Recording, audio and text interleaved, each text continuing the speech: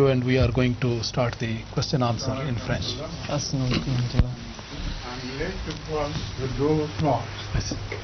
And my staff is working to open it. Sorry.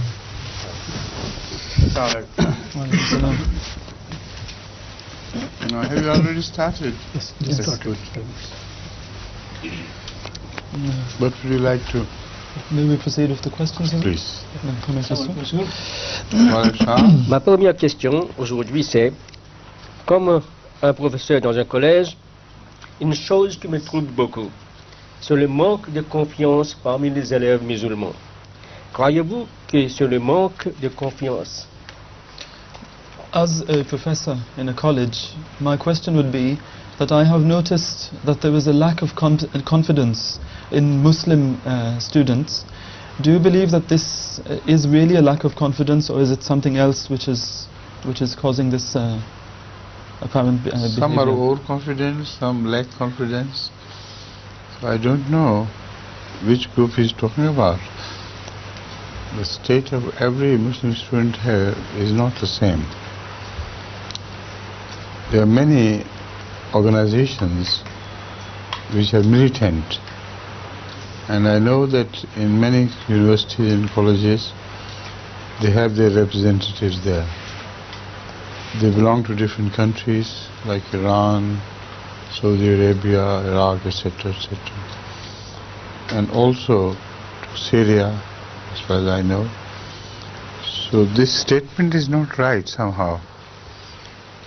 Which group he's talking about? I wonder why in his particular college or school the students are lackluster. Manque de confiance dans le sens. Je pense que c'est une manque. First translate this and then. Sa Sainteté le Calife dit que je ne comprends pas bien la question, car selon moi, l'état de tous les étudiants musulmans dans ce pays n'est pas le même. L'état varie selon l'étudiant. Nous voyons par exemple des étudiants qui ont un manque de confiance, certes, mais d'autres qui sont beaucoup trop confiants. Il y a des groupes de militants d'étudiants musulmans qui agissent donc de façon assez virulente dans le pays et qui se rattachent à l'Iran ou à l'Arabie Saoudite ou même à la Syrie. Donc le calife dit que j'aimerais savoir exactement pourquoi M. Rajab Ali a posé cette question, à quel groupe il se réfère.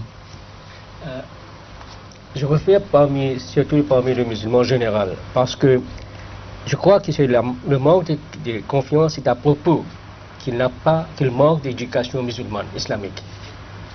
Ils ne veulent jamais accepter, ils ne veulent jamais dire qu'ils sont des musulmans. Mr. Rajab Ali said that I believe that the Muslim students, many of them lack Islamic education, and many of them are afraid to say that they're Muslim, so they have perhaps an inferiority complex or something like this, which shows in their studies. Such students go in larger number to his college, and they become visible.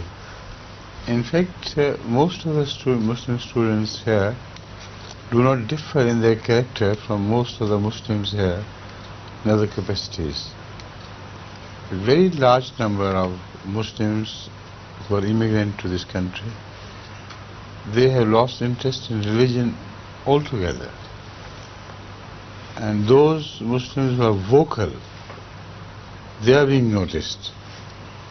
But they are much fewer in number than these students who are not interested in religion at all. So it's not because of their lack of interest in Islam as such, and it's not because they're students and they lack interest. This is the situation of the whole society, in fact. The whole British society has this poisonous effect on the youth, particularly the students, that they take pride in not believing. They're not ashamed of it. And they're vocal about their non-belief.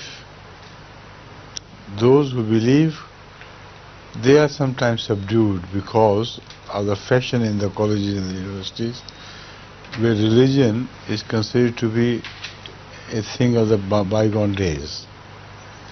So these must be the factor which may have influenced some Muslim students studying in that college. Sa Sainteté le Calife nous dit que de tels étudiants vont peut-être en plus grand nombre au collège de M. Rajab Ali, parce que le Calife dit que moi je trouve que la plupart des étudiants musulmans ressemblent fort aux immigrés musulmans qui vivent généralement dans ce pays. Ils se comportent comme eux, ils sont comme eux. Et on ne remarque que ceux qui sont très volubiles, ceux qui font entendre leur voix. On n'entend pas les autres, on ne les voit pas. D'autre part, la société britannique dans son ensemble a un effet très négatif sur la jeunesse, dans le sens que de nos jours, on crie fort et volontiers son incroyance dans la religion et en Dieu, et la religion est considérée désormais comme étant une chose du passé, une chose tout à fait obsolète. Et donc c'est pour cela que certains jeunes ont dû être influencés de cette façon, et c'est ce qu'a dû voir M. Rajab Ali dans son collège. Prochaine question. Wa alaykum assalam wa rahmatullah. Yes, please. C'est une question qui a un intérêt particulier pour la Suisse. C'est comment aider un occidental à accepter la ségrégation islamique et à l'intégrer dans sa vie lorsqu'il se convertit à l'islam. This question, Mr. Shafat says, particularly interests Switzerland. How could we make a Westerner be used to the idea of segregation as it is found in Islam, and how can we make him adopt it in his life? As somebody who segregation. Yes, somebody who is converting to Islam, of course.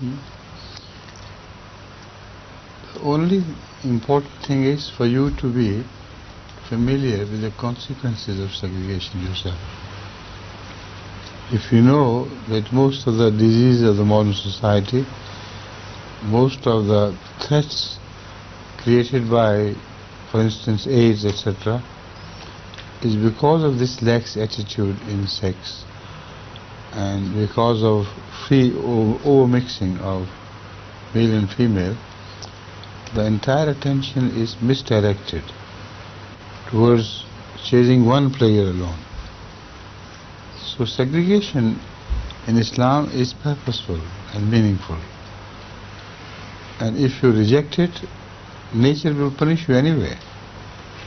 So it's up to them to pursue their own personal desires and not only desires but sensual cravings, and to try to fulfill them in whatever manner one can. Either this, or they must learn to live a life of discipline. And segregation in Islam is only a life of discipline. It doesn't kill the desires in man, it channelizes them. So, man gets more pleasure, or woman, both get more pleasure in life by being disciplined, because the acts remain the same in number. Only it's a matter of feeling of loyalty to the other partner, confidence in the faith of the other partner. So either go on changing different partners, or just be disciplined and learn to live in peace with one partner. The segregation in Islam is aimed at this. Sa Sainteté le Calife dit que, en fait, il suffit d'être familier avec les conséquences de cette ségrégation ou les conséquences de la non-ségrégation. Il faut connaître les effets de cette attitude libertine qu'on voit de nos jours envers le sexe. Et cela est renforcé par le mélange des sexes dans la société. Si vous rejetez cette ségrégation comme elle est enseignée par l'islam, eh bien la nature de toute manière va vous punir un jour ou l'autre, car vous devez connaître toutes les différentes maladies comme le sida, etc., qui frappent ceux qui qui préfèrent ignorer cette ségrégation. Donc il s'agit ici d'abandonner ces désirs sensuels et de vivre donc à la place une vie de discipline, une vie disciplinée. La ségrégation dans l'islam n'est en fait qu'une discipline, et ça ne tue pas le plaisir.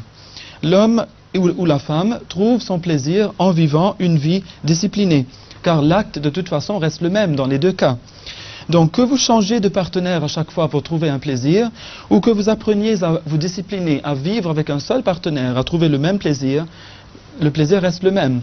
Donc il faut qu'ils comprennent cette ségrégation et les conséquences qu'elle peut donner et les avantages qu'elle comporte. By comparison, the Islamic system is far superior because there you're not barred from having pleasure, but because of the discipline involved, your players never kick back. And there is much less heart-burning than in a promiscuous society. Much less broken houses. More faith on children and more faith by children on their parents. So the whole social system is so different that it seems as if they cannot be compared. In one system that is of segregation is far more peace of mind and peace of heart. Far less problems involved.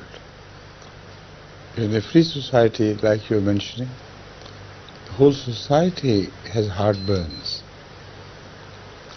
And one man's pleasure becomes another man's problems, or shall we say,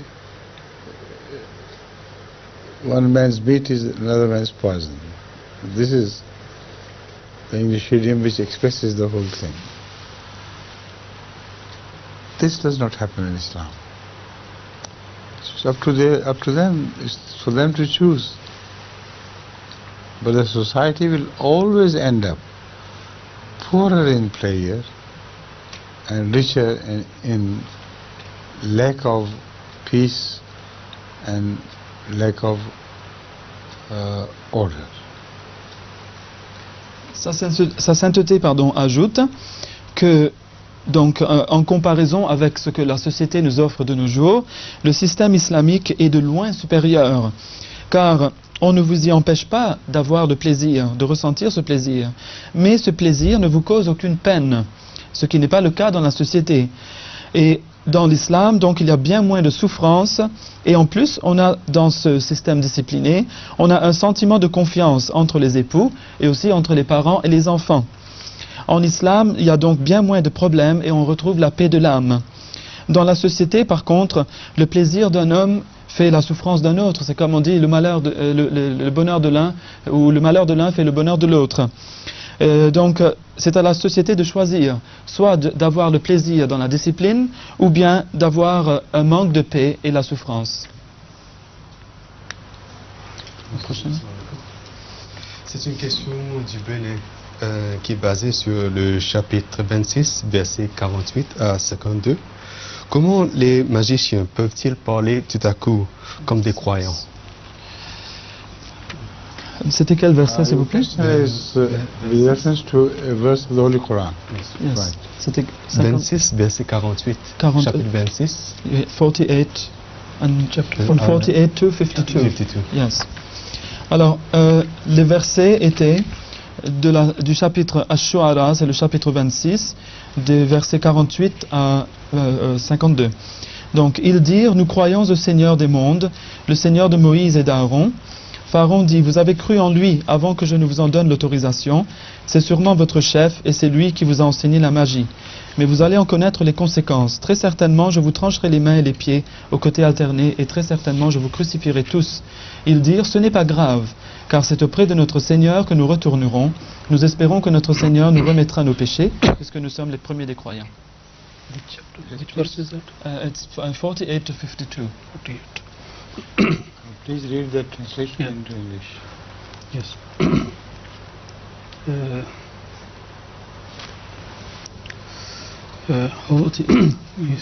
Yes. I should just begin from here. Yes, Yeah. okay. It's starting from verse number 44, Ash-Shu'ara. The translation is as follows. Moses said to them, now throw you what you have to throw.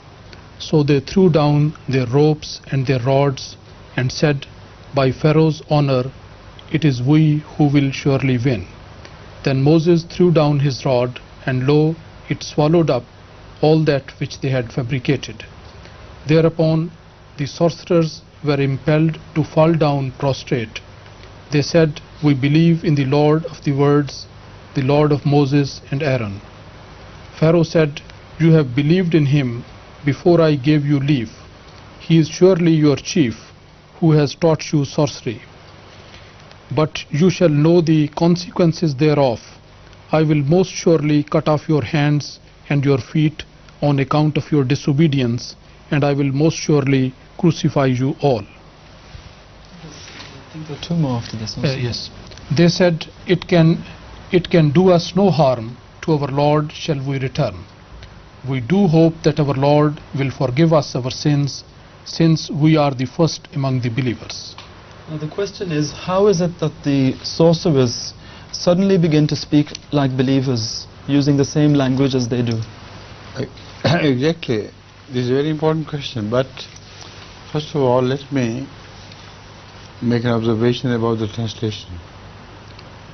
To throw their rods is good English, but not the correct translation of asa. Hazrat Moses had a staff in his hand, which was put to different purposes, and it was not a rod. So the translator should have translated the word in reference to the whatever the sorcerers held in their hands, as rods or whatever you may call it. But in case of Hazrat Moses, a rod is not the correct translation. It has to be staff. That's one thing. Now the question is about why suddenly the sorcerers changed their attitude to Moses so completely and so powerfully that they were ready to face any sacrifice. They were ready to offer any sacrifice. This is the case of a psychological situation. And it has to be pointed out why. I must say you have asked a good question. The sorcerers used to spell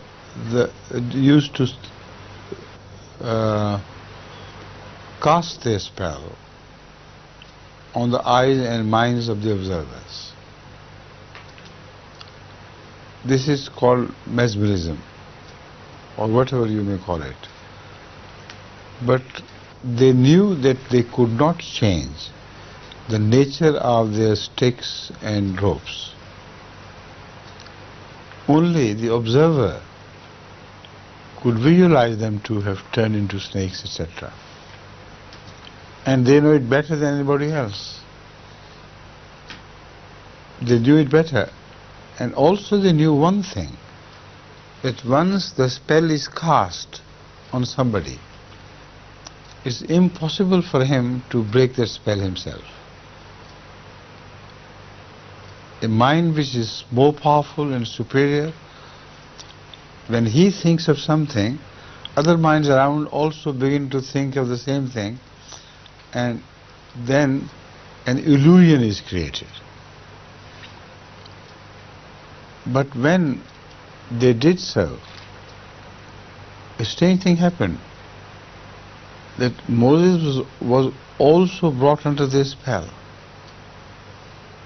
He also began to see their ropes and sticks as snakes, and he immediately turned to run away. Then God told him to return and throw his staff. And with the throwing of his staff, the spell of all the spectators broke. It was shattered. And they began to see the realities. Now this is something which was not possible to have shown by humans. The human psyche would always work very surely in exactly in the same way as I have just described. They knew it. They knew their spell was cast only on eyes. Things remained the same. But why suddenly the spell of all the spectators, having once accepted their superior power, be completely broken down, and even that of Moses? This was not human, that was godly. You see, this was very clear. So the first people who did believe in Moses were these sorcerers, with the most sure sign. It was so sure that they were ready to offer everything for the sake of truth, to go through any suffering for the sake of truth, and immediately believed in the hereafter as well, and told Pharaoh, your decisions will only pertain to the life here on earth. We don't care. Do whatever you may. We are now hoping to have a different life in the hereafter, which is interminable life, where we will get the pleasure of Allah. So this sudden change or transformation took place because of this. And Pharaoh was still thinking himself to be that great monarch and dictator, and he was amazed to see such small people as sorcerers, who have no station in the society. How could they dare change their faith without his permission? And he didn't know what had happened. They turned to him, what do you mean? Your permission or no permission? Persecution and torture by you or no persecution? You will never influence us again, because we know the God of Moses is right and true. See? Huzur nous dit que tout d'abord, j'ai une remarque à faire qui intéresse la traduction anglaise. Donc cette traduction, c'est seulement dans l'anglais. Donc je crois que in French, I don't think it will. The remark about the translation wouldn't apply here, No? because you only have one word for both, which is What? for staff and for stick. It's only bâton. It's translated rightly there. Yes, That's all it but is. it goes both ways actually. It means both things. Acha. Yes. Donc, We can only point out that this should be taken in case of Moses as a staff, not as a mere rod. yes. Donc dans le cas de Moïse, spécifie le calife, son bâton était très spécial, donc c'était un bâton qui était à multiples usages, et ce n'était pas un bâton ordinaire comme en avaient donc les sorciers. Donc comment est-ce que ces sorciers ont-ils pu changer d'attitude soudainement, comme on le voit ici dans ce texte coranique? Le calife dit c'est en effet une très bonne question. Les sorciers avaient l'habitude de jeter un sort sur l'esprit de leurs spectateurs, et c'était par le biais de l'hypnose. Ils savaient que leurs bâtons et leurs cordes ne devenaient pas vraiment des serpents, mais paraissaient comme tels aux yeux des spectateurs, car ceux-ci étaient sous l'hypnose. Ils savaient aussi qu'une fois que l'esprit de l'homme est sous l'hypnose, eh bien, il est impossible que l'homme en sorte de par sa propre volonté. Cela dépend dès lors de la volonté de celui qui l'a fait entrer dans l'hypnose. Donc, ils avaient créé ici, dans cet incident en particulier, une illusion généralisée. Tout le monde voyait la même chose sous leur effet donc, hypnotique. Moïse, lui aussi, tomba sous le coup de fouet de cette hypnose, et il se mit à voir la même chose que voyait tout le monde, tous les autres. Et il eut peur, et il se mit à reculer. Mais Allah lui dit, n'aie pas peur, jette ton bâton, et ça va déjouer le sort. Et c'est ce qui se produisit par la suite. Eh bien, étant donné que les sorciers savaient que le psychisme humain se comporte toujours de la même façon, c'est-à-dire qu'une fois que l'esprit des gens est hypnotisé, l'esprit ne peut plus voir autre chose que ce que veut la personne qui hypnotise. Ils savaient donc que si les gens ne voyaient plus les serpents et voyaient que le sort était brisé, cela signifiait qu'il y avait un esprit supérieur au leur, supérieur à celui de Moïse aussi, parce qu'ils avaient vu Moïse avoir peur. Et donc Moïse aussi avait vu la même chose, il le savait. Donc, il devait y avoir un esprit supérieur à celui de toutes ces personnes présentes qui avaient déjoué le sort. Et c'est là qu'ils eurent la certitude que ce que disait Moïse était vrai. Et c'est ainsi qu'ils ont cru tout de suite dans ce qu'avait dit Moïse auparavant, qu'il y a une vie dans l'au-delà et que mon Dieu est réel. Et c'est ainsi qu'ils eurent le courage, soudainement, car pour eux c'était la meilleure preuve, c'était leur métier, et ils savaient ce qu'ils faisaient. Et ils dirent donc à Pharaon que tu peux faire ce que tu veux, nous espérons avoir à présent une vie différente dans l'au-delà, et nous espérons que le Seigneur de Moïse, en qui nous croyons, va nous pardonner nos péchés. Eh bien, cette transformation soudaine fut donc le résultat de cet incident, l'incident que ces sorciers ne pouvaient nier.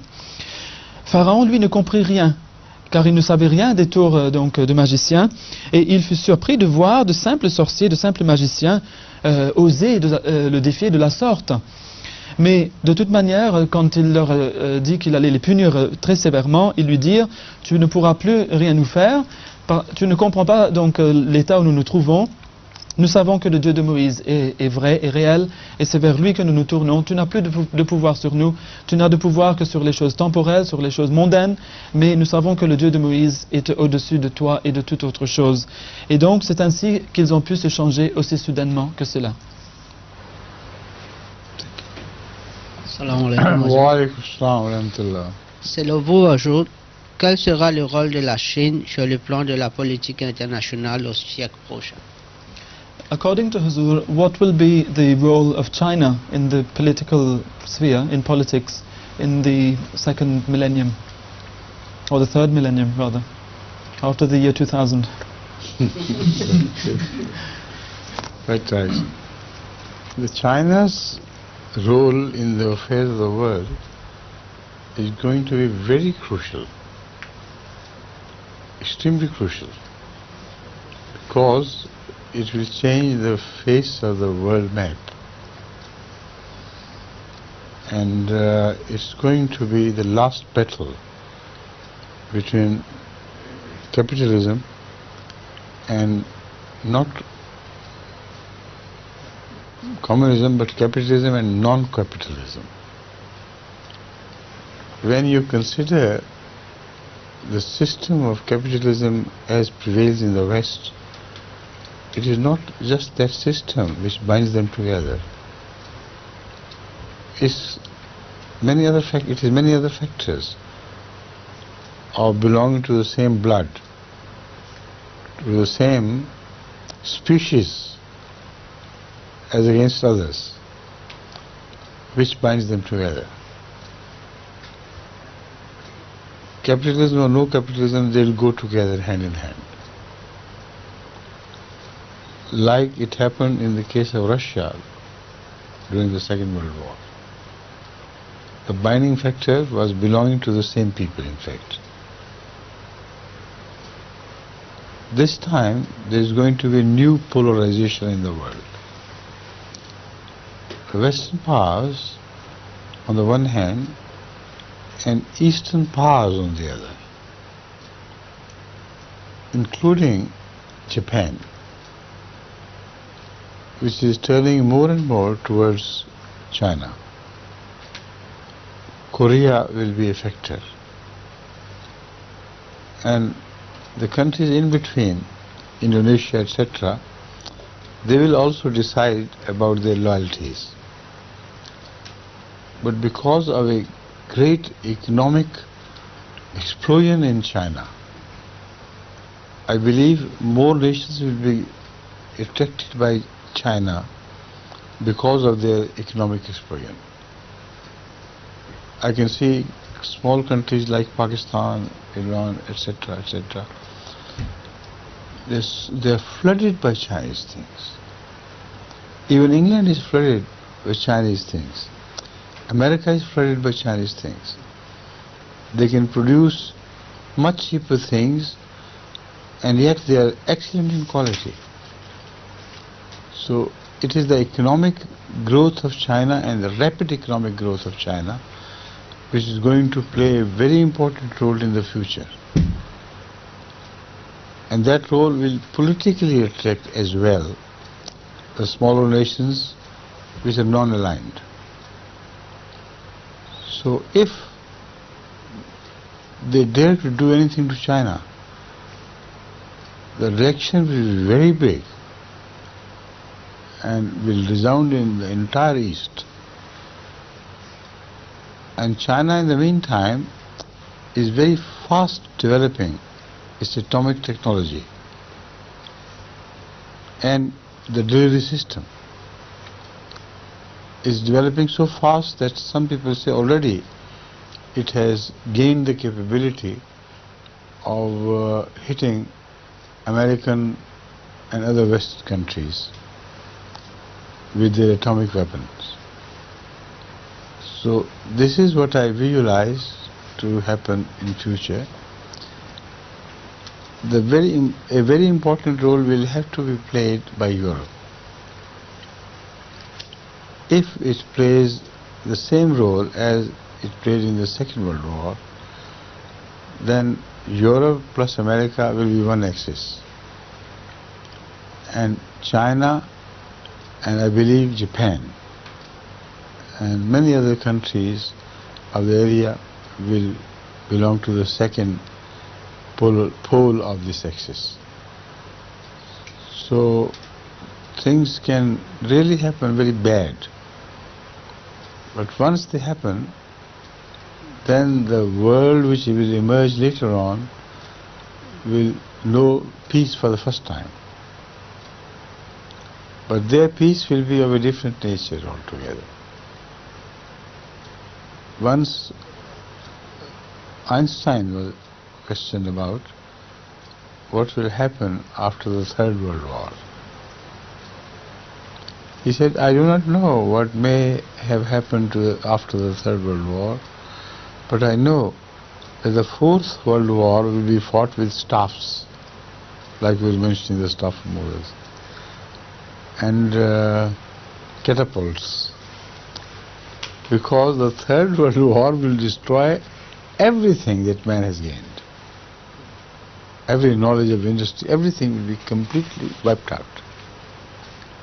So if he is right, then we should not look forward to what may happen after the end of the second millennium. But I do not agree with Einstein. I believe that Third World War is highly essential for the spread of Islam, because the Holy Quran very clearly binds the victory of Islam to a situation which can occur only after a global Holocaust. So that is why I am not afraid to face what may happen after the Third War and what role China may play in it. But I am sure that whatever may happen, Islam will emerge victorious after the Third World War. Right? Sa sainteté nous dit que le rôle de la Chine après l'an 2000 sera d'une importance capitale. La carte du monde en sera changée. Donc à ce point, son rôle sera vital. Ce sera en fait la dernière bataille que nous allons voir entre le capitalisme et pas le communisme, mais le non-capitalisme, donc toute forme de philosophie ou de système opposé au capitalisme. Il ne faut pas croire donc que c'est le système du capitalisme qui lie tous les pays occidentaux. En fait, il y a quelque chose de plus, c'est que les occidentaux appartiennent à une même race aussi.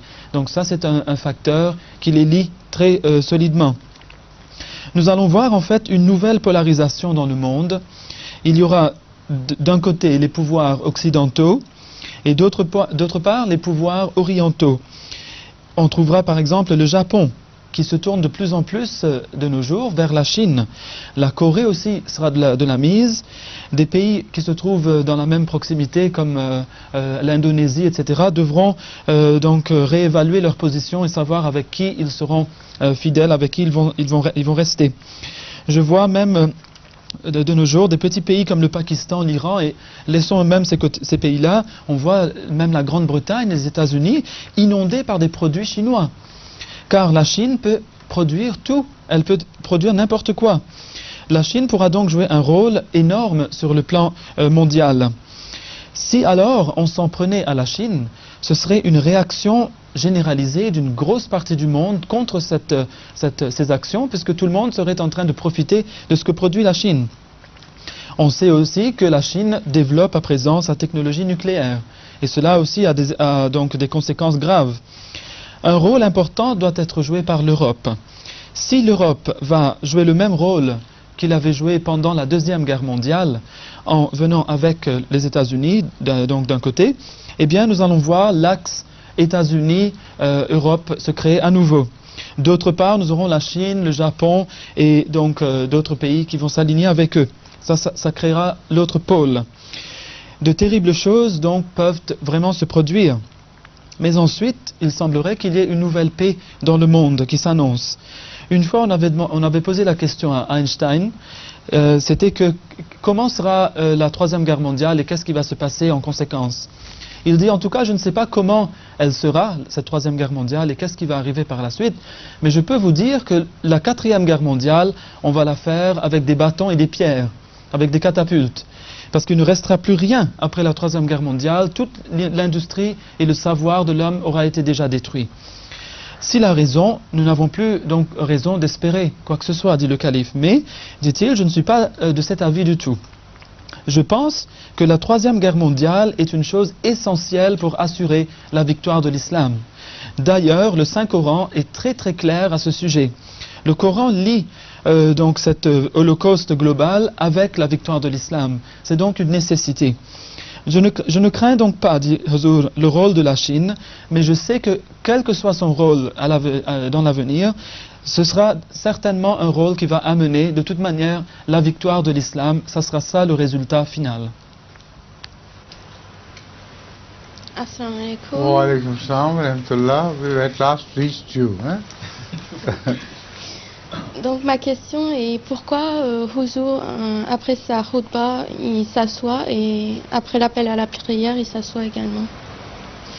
The question is, I would like to know why after the khutbah, Huzour sits down before starting the next khutbah. It is because it was the tradition of the Holy Prophet of Islam, sallallahu alaihi wasallam, to sit down after the first address and before beginning the second address. So this tradition has been handed down to us from the time of Ahazur sallallahu alaihi wasallam. So why he did it, I don't know, but he did it. Right?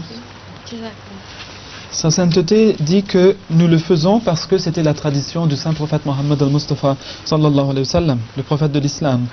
Il avait l'habitude de s'asseoir après son premier sermon et avant le deuxième. Et cela nous a été donné donc comme héritage donc de sa tradition, de sa sunna. Et je ne sais pas pourquoi il le faisait, mais puisqu'il le faisait, nous aussi nous le faisons. Also, I'm not very sure whether it was a tradition of the Holy Prophet sallallahu alaihi wasallam himself or it was introduced later in Islam by Khalifa Abdul Aziz. Abdul Aziz was the Who came after Khulafai Rashidin? Umar bin Abdul Aziz. who appeared during the time of Umayyads. Umar bin Abdul Aziz. Umar bin Abdul Aziz, that's what I'm saying. Yes. His name was not Abdul Aziz but Umar bin Abdul Aziz.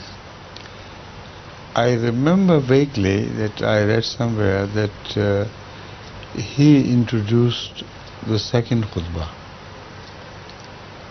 from traditions which had reached him. So a difference was made between the first khutbah and the second khutbah, and a break was observed. I'm not very sure of this. This is my vague idea. So before our next meeting, you better find out exactly what will happen, so it will refresh my memory as well. Shall I? Right? Yes. Sa sainteté dit que je ne suis pas absolument sûr que ce soit vraiment la tradition du saint prophète, car il est possible que donc cette tradition ait été introduite par le calife Omar bin Abdul Aziz qui apparut dans la dynastie des Omeyyades. Ce fut lui qui peut-être avait introduit cette pause donc, où l'on s'assied entre les deux sermons, selon les traditions qu'il avait reçues. Et donc, puisque je n'ai qu'une idée vague à ce moment précis, donc le calife a demandé à M. l'imam Rachid de vérifier donc cela, et puis nous allons vous le confirmer dans la prochaine émission, Inch'Allah. By the way, how's your English and how's your Urdu going on? Are you learning both of them seriously, and you think you are gaining I hope knowledge of both Urdu and English? my English should improve because I'm speaking English every day. Right. So I can see that it has evidently improved. But even before improving, it was quite good. thank you. Because I remember your letters were written in excellent English. Thank you. Small flaws here and there because you were not properly educated in English, but for a person of your background, the quality of your English was amazing. Thank you. So after that, when you reached here, you have improved, so it must be much better than before, huh? I think it was a blessing of Allah because I could understand the message of Ahmadiyya because I was understanding English. And what about Urdu? I received yesterday a small paper for the alphabet, Urdu alphabet, and inshallah I would like to I start. think you have a talent for languages. And if you improve your Urdu, which I have noticed you are already doing more rapidly than what I thought. Because in my Urdu class, sometimes your response to what I'm saying is automatic. While most often girls sitting by your side are telling you into your ears what I'm saying. That I notice. But even without, your response is becoming more often, direct response is happening more often than previously it used to. But it is So you understand a bit of it, of yeah, what I it is say. so interesting that I want to understand. That's right, okay. Thank you. Please. Yes. I'll translate this little Yes, bit, of yes, course. yes. Donc, Sa Sainteté a demandé à Mademoiselle Salima Al-Wash comment vont vos langues anglaises et ourdou. Donc, Mademoiselle Al-Wash a dit que donc elle s'améliore définitivement en anglais. Donc, nous pouvons tous le voir d'ailleurs, parce que je parle anglais, dit-elle, tous les jours. Et je veux aussi apprendre l'ourdou. Mais votre anglais était déjà bien, même c'était d'un bon niveau, même avant de venir ici, car si je puis en juger de vos lettres, c'était déjà un très bon anglais, juste avec quelques petites imperfections à cause du fait que vous n'avez pas reçu beaucoup d'éducation en anglais, mais sinon c'était généralement très bien. Et Mademoiselle Al-Wash a dit que oui, c'est une bénédiction d'Allah que j'ai pu apprendre l'anglais, ça m'a message de l'Ahmadiyya. Le calife a dit que je crois que vous devriez essayer d'améliorer et approfondir votre connaissance de l'ourdou, parce que je pense que vous avez un talent pour les langues. Et ça serait bien que si vous puissiez donc l'améliorer. Et il dit que je sais que vous comprenez pas mal d'ourdou maintenant, puisque dans ma classe d'ourdou, votre réaction est souvent automatique. Ce n'est pas tout le temps que les filles vous soufflent à l'oreille ce que je suis en train de dire en vous traduisant ce que je dis. Donc je pense que vous avez ce talent et je crois que vous devriez l'améliorer. Donc Mademoiselle Al-Wash a dit qu'elle va le faire, Inch'Allah. Why do you refer to her as Al-Wash? What is Al-Wash? It's her name, Miss Al-Wash. It's my No. surname. Her surname. Is your surname? Yes. How do you spell it? It's A-L-O-U-A-C-H-E. A-L-O-U is Alu.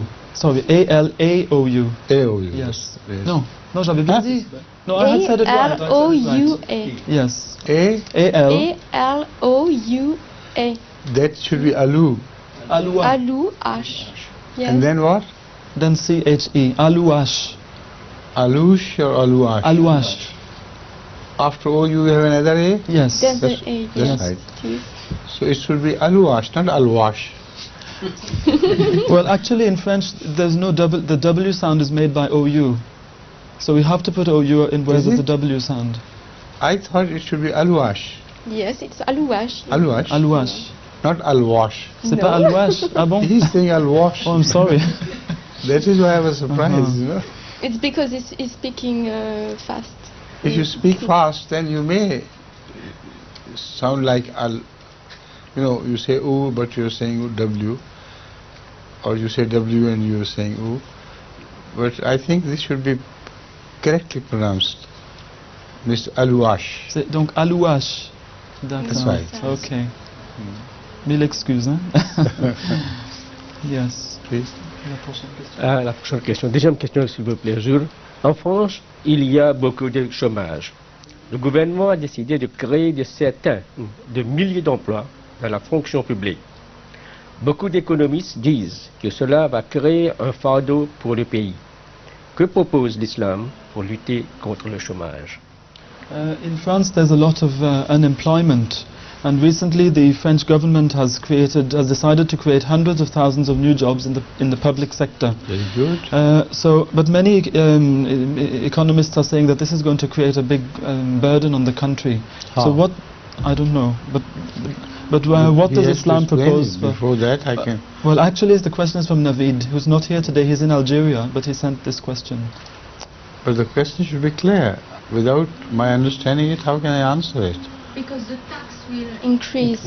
Because You speak in French and tell him what it means. Yeah, right? sorry. C'est parce que les impôts vont augmenter à cause de ça et oui, je pense que c'est ça. Hein.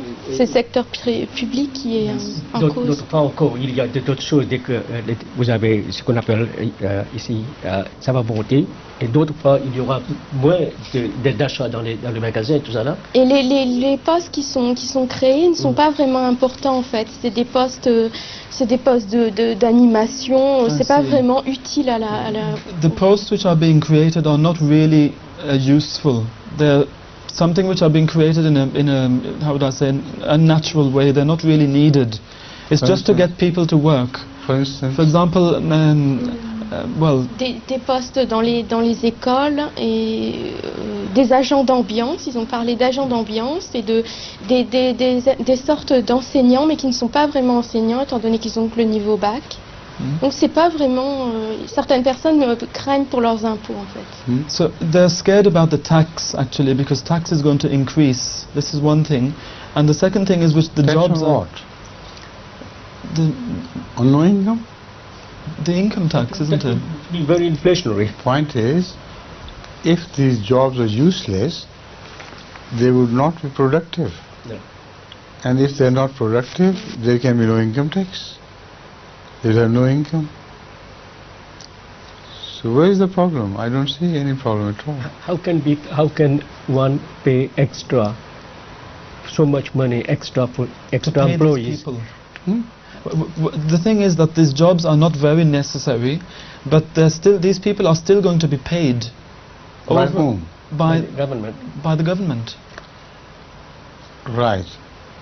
So they will be producing useless things. Yes. And the government will have to buy those things. Yes. They're not producing. They're civil Well, they're servants. civil servants. They're not producing anything actually. They're just giving So services. which whatever are it not- is, yes. whether they produce anything or they are just employed, this becomes a sort of another social system.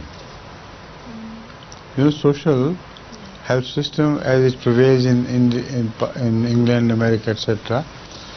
So this is the same thing in different words.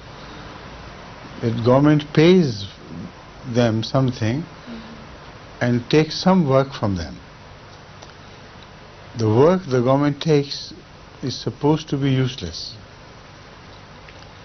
And because they have to pay them, those who earn money, they are afraid that they will be taxed, because otherwise the government cannot mint money by herself.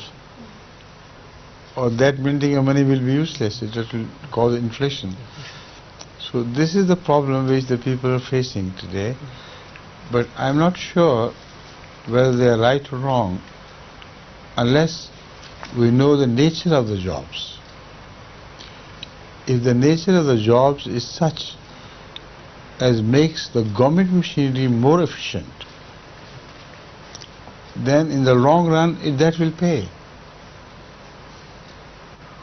You see, it all depends on how their services are employed. In Holland, once after the war, the services of the common people were employed to improve the landscape of a very large area. They were just paid food and some clothing, and they had to work for improving the quality of the landscape over hundreds of miles, spread over hundreds of miles.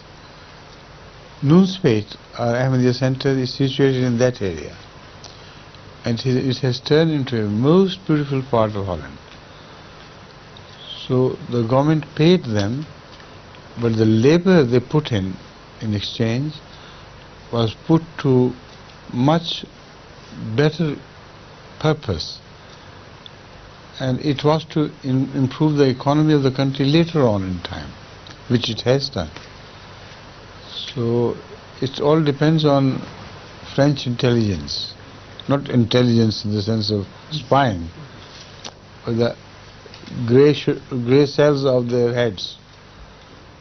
If they employ the intelligence better, then the scheme is very good, or it will become disastrous. It may become disastrous, right? And I think with that I can leave, or we have time for more. I don't think so, just for this translation perhaps. Just that. Yes. Are you sure? I hope so. All right. Then I take leave of you, Jazakumullah. and if you finish this answer in less time, do something else Inshallah. to keep you busy. Inshallah. Yeah? Wa alaikum salam. Jazakumullah.